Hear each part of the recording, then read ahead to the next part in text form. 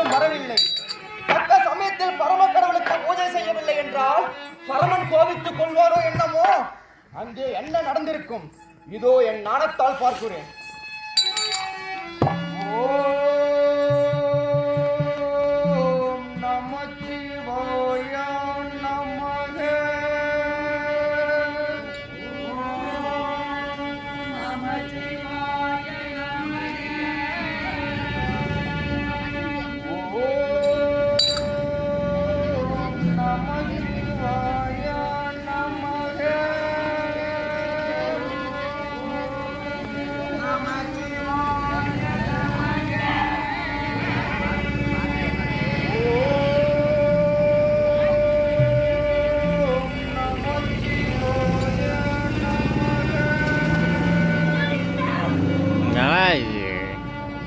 சும்மா நமச்சிவாய நம்பர் வந்துட்டா.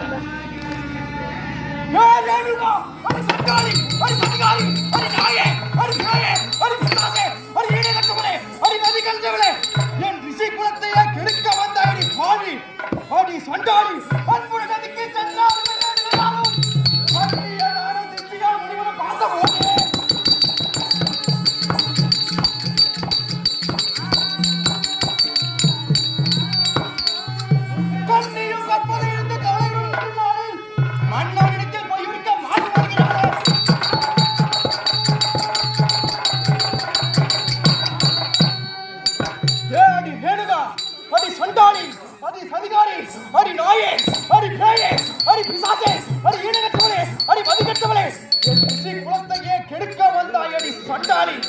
சதிகாரி.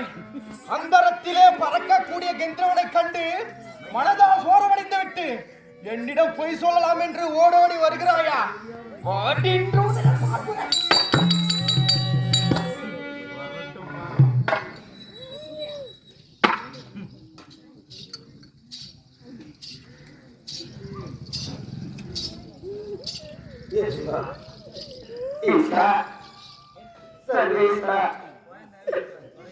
உன்னை அழைப்பதை தவிர வேறு ஒன்றும் தெரியவில்லையே.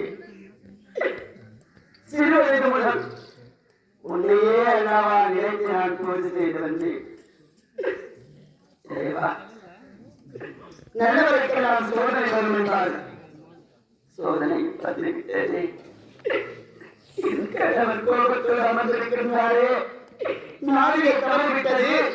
பூஜைக்கு தேவையான மலர்களையும் ஜலத்தையும் கொண்டு வரச் சென்றவர் வரவில்லையே என்று கோபத்தோடு அமர்ந்திருக்கின்றாரே. எப்படி அவரிடத்திலே நான் போய் கூறப்போது? இறைவா சுவாமி, சுவாமி,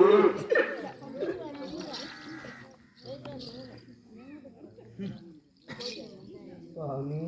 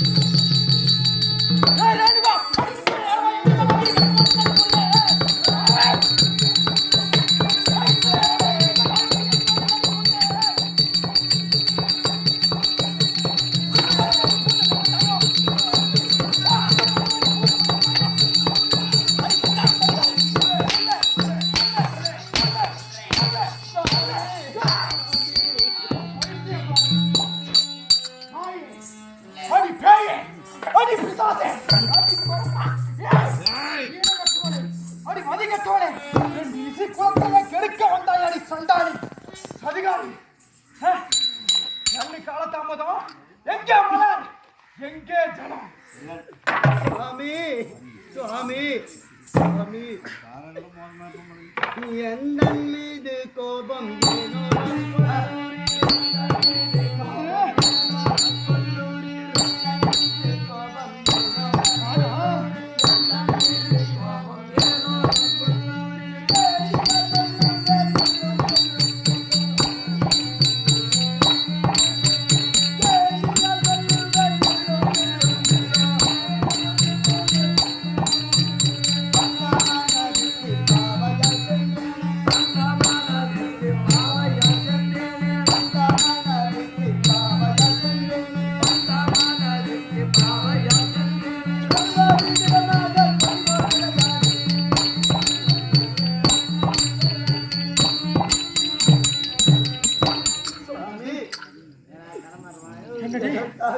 மீது கோபப்படுகிறேன் சுவாமி. என் மீது கோபப்பட வேண்டாம் சுவாமி. வேண்டாம். ஏய் ரேணுகா, இந்த உலகத்தில் பிறந்த ஒரு பெண் தன் நலிவுற்ற கணவனை ஒரு கூடையில் வைத்து தலைமேல் சுமர்ந்து கானகம் வழியாக நடந்து சென்று கொண்டிருக்கிறாள். ஒரு முனிவன் சாபத்தால் பச்சையாக தொங்கிக் கொண்டிருக்கிறான். எடுத்து சென்ற அழுகிய கணவன் உடல் அவன் மேல் பட்டுவிட்டது. பார்த்தான் முனிவன், ஏ பெண்ணே, உன்னுடைய அழுகிய கணவன் உடலை என் மேல் பட வைத்தாய் அல்லவா?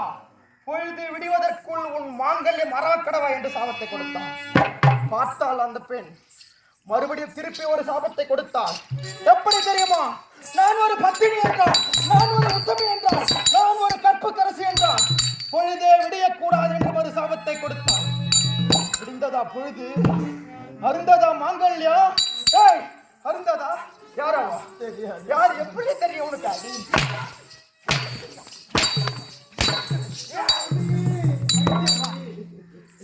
எப்படி தெரியும் உனக்கு? எப்படி தெரியும் உனக்கு? பைத்தியக்காரி! ஏய், 7 தினங்களாக பொழுதே விடியவில்லை. பார்த்தால் இந்த உலகமே இருள் சூழ்ந்திருக்கிறது. பார்த்தால் மூர்த்தி தேவர்கள் என்ன செய்வது என்று அறியாமல் இந்த உலகமே இருள் சூழ்ந்து விட்டதே என்று அந்த பெண்ணிடம் வந்து, அம்மா, உங்களுடைய கணவன் உயிரை நாங்கள் காப்பாற்றுகிறோம், சாபத்தை மாற்றி அமைங்கள் என்றார். சாபத்தை மாற்றினார். விடிந்தது பொழுது. அருந்ததா மாங்கல்யா? அருந்ததா? யாராவா? ஏய், தன் கணவன் உயிரை காப்பாற்ற வேண்டும் என்று 7 வரியும் நிறுத்தி மாங்கல்யத்தை நிலைநிறுத்தினாள் நலாயினி. மாங்கல்யத்தை நிலைநிறுத்தினாடி கணவனுக்கோசரம். அப்படிப்பட்ட பெண்களிலே ஒரு பெண் என்னை மணந்திருக்க வேண்டும். நீயும் மணந்தாயடி.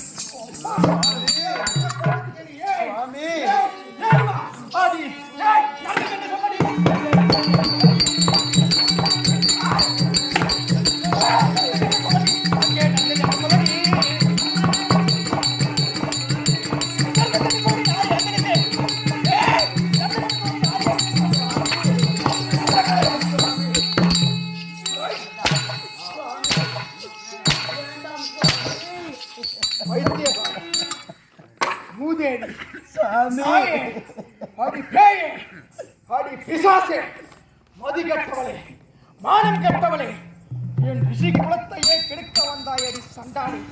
என் தவணையை கெடுத்து என்னை மறுக்கிறாய். நீ ஐவர போர், எனக்கு பயங்கர கோபத்து. எனக்கு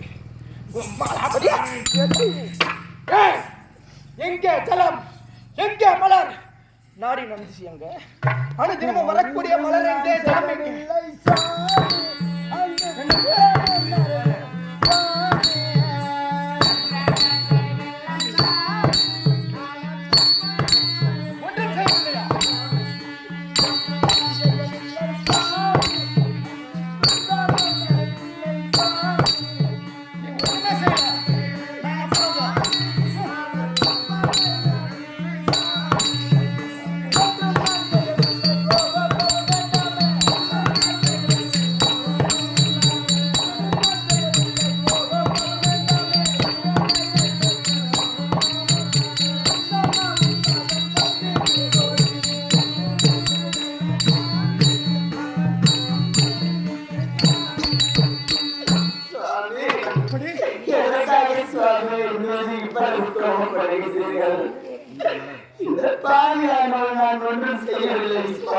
ஒன்றுமே செய்யவில்லை.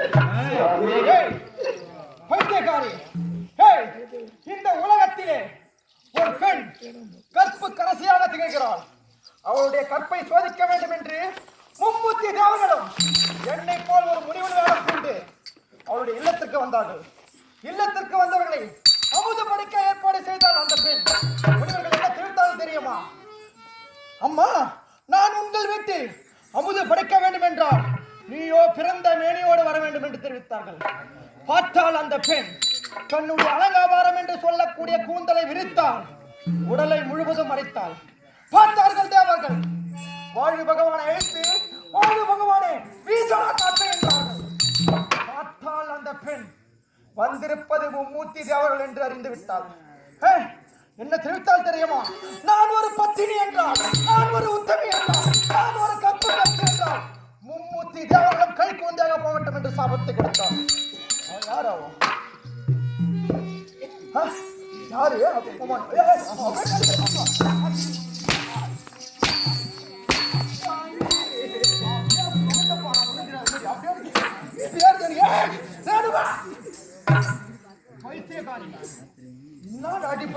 அப்பா சண்டாளி யார் தெரியுமா? மும்மூர்த்தி தேவர்களையும் கை கொண்டு ஆக்கி அமுதபடி விட்டுங்கள யாரவோ அனுசூயாடு. மும்மூர்த்தி தேவர்களையும் கை கொண்டு ஆக்கி அமுதபடி விட்டுனாள் அனுசூயா. ஒண்ணுமே செய்யல, ஒண்ணுமே செய்யல. ஒண்ணும் செய்யவில்லை என்றான்.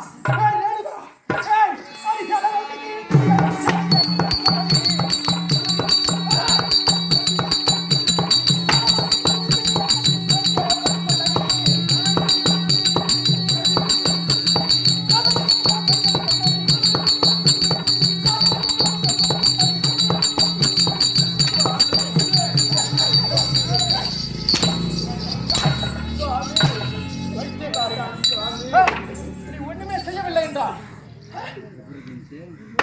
எப்படி கிழிஞ்சிச்சு? உன் ரவிக்கு எப்படி கிழிஞ்சிச்சு?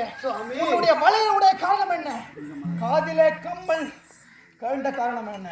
சுவாமி மலையிட்ட மன்னவனே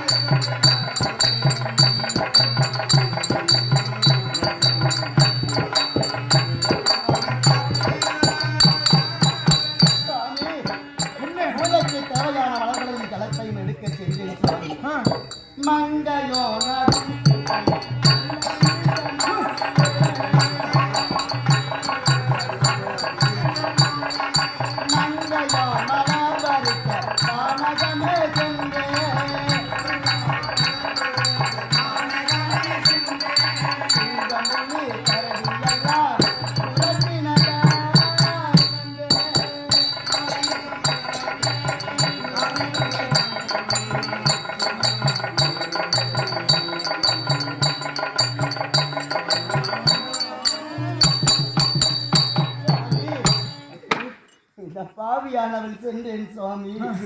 என்று மலர்களை பறிக்க சென்றேன்.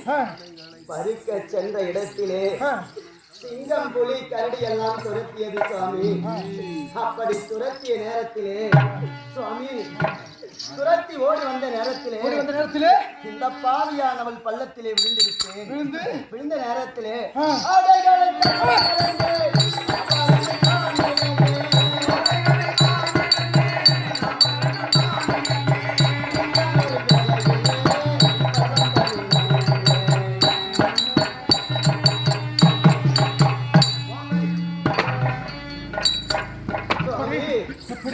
அப்படி சிங்கம் புலி கரடி எல்லாம் துரத்தி வந்த மாத்திரத்திலே அதற்கு பயந்து நான் ஓடினேன் சுவாமி.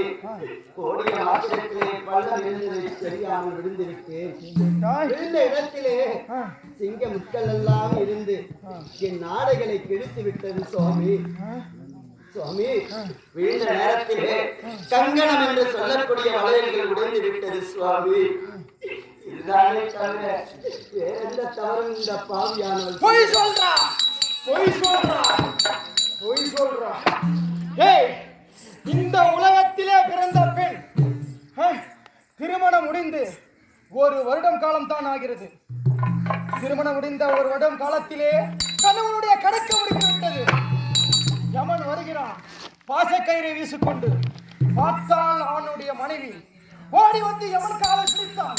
சுவாமி, என்னுடைய கணவனை விட்டுவிடுங்கள், எங்களுக்கு திருமணம் முடிந்து 1 வருடம் காலம் தான் ஆகிறது என்று கதறி அழுகிறான். அவன் என்ன தெரிவித்தான் தெரியுமா?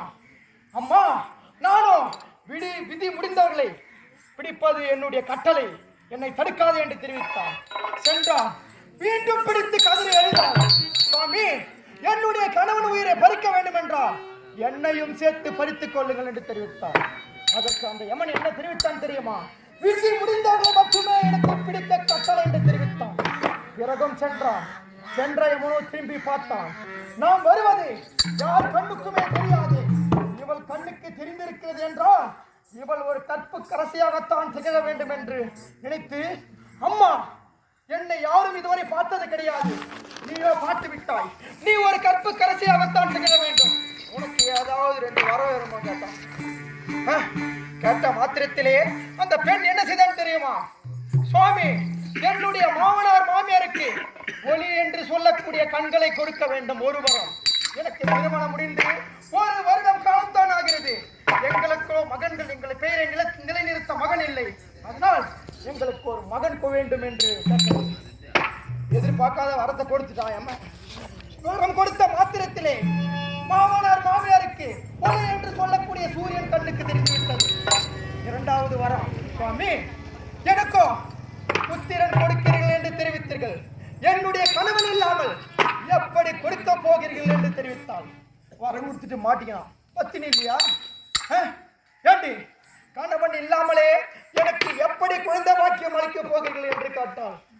யாராவோ தெரியாது. எப்படி தெரியும்? அவன் நல்லவன் பேர் ஒண்ணுமே தெரியாது.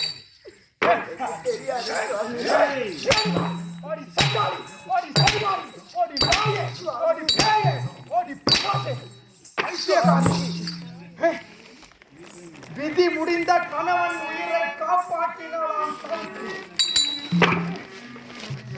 முடிந்த கணவன் உயிரையே காப்பாற்றினாடி பத்தினி. போது சாமி, வைத்தியகாரி, மறுபடியும் என்கிட்ட போய் சொல்றேன். சண்டாளி,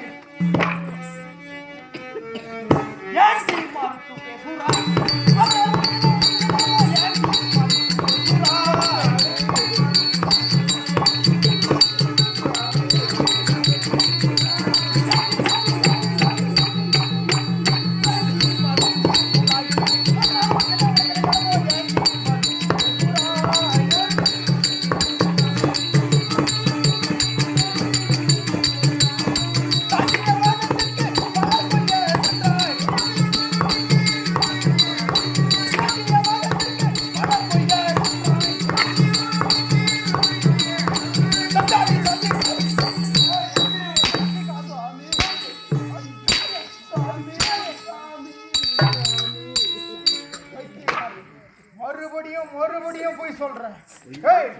எங்கே ஜலம், எங்கே மலர், எங்கே குடம், எங்கடி, எங்க அப்படியே பயங்கர எங்கடி, எங்க சொல்லு. சுவாமி, இப்படி சாட்டை கொண்டு என்னை வாட்டுவது முறைதானா சுவாமி? சுவாமி, மறுபடியும் எங்களுடைய போய் சொல்றேன். இப்படி நீங்கள் செய்வது உங்களுக்கு நியாயமாக இருக்கின்றதா சுவாமி? நீங்கள் செய்வது அநியாயம்.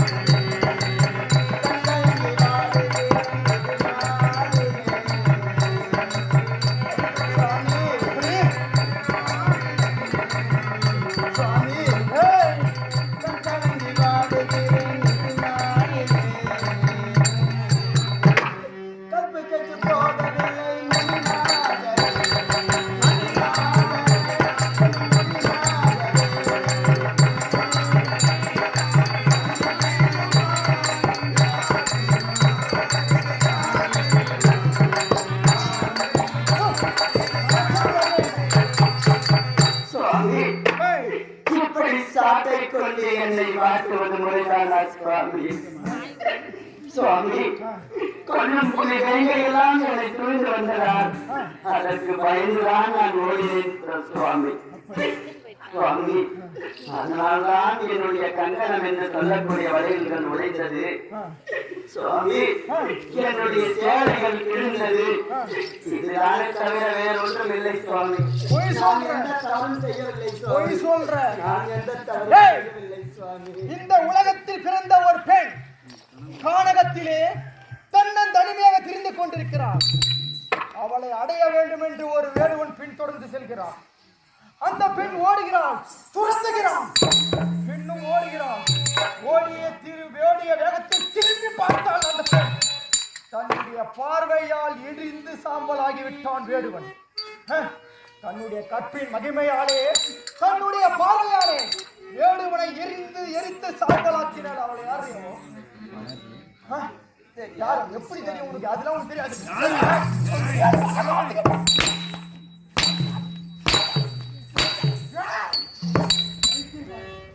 நல்ல பேர் கூட தெரியாது உனக்கு.